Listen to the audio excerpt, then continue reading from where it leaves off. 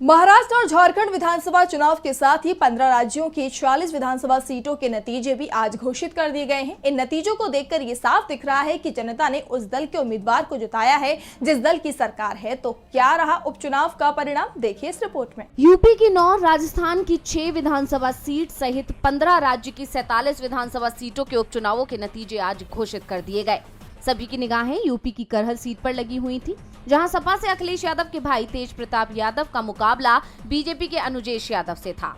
Karhal seat पर अखिलेश यादव के इस्तीफे के चलते ही उपचुनाव हुआ था और सपा ने इस पर अपना दबदबा बरकरार रखा।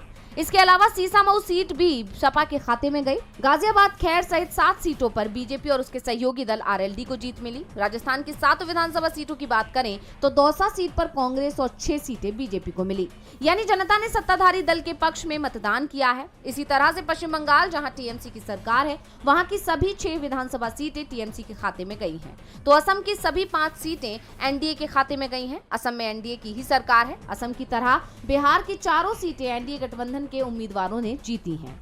पंजाब की 4 में से 3 सीट आपको और एक कांग्रेस के हिस्से में गई, जबकि कर्नाटक की तीनों सीटें कांग्रेस के खाते में गई हैं। बीजेपी को सबसे बड़ा झटका अगर कहीं लगा तो वो मध्य प्रदेश, यहाँ 2 सीटों पर उपचुनाव हुए थे। इसमें से एक सीट विजयपुर कांग्रेस से बीजेपी में शामिल हुए रामनिवास रावत के इस्तीफे के चलते खाली हुई थी। रावत को मोहन यादव सरकार ने मंत्री बनाया था, लेकिन उपचुनाव में रावत चुनाव हार गए। लेकिन बीजेपी ने शिवराज सिंह चौहान के इस्तीफे से खाली हुई बुधनी सीट पर कब्जा बरकरार रखा। वहीं केरल की 2 सीटों में से एक पर कांग्रेस और एक पर सीपीएम को जीत मिली है।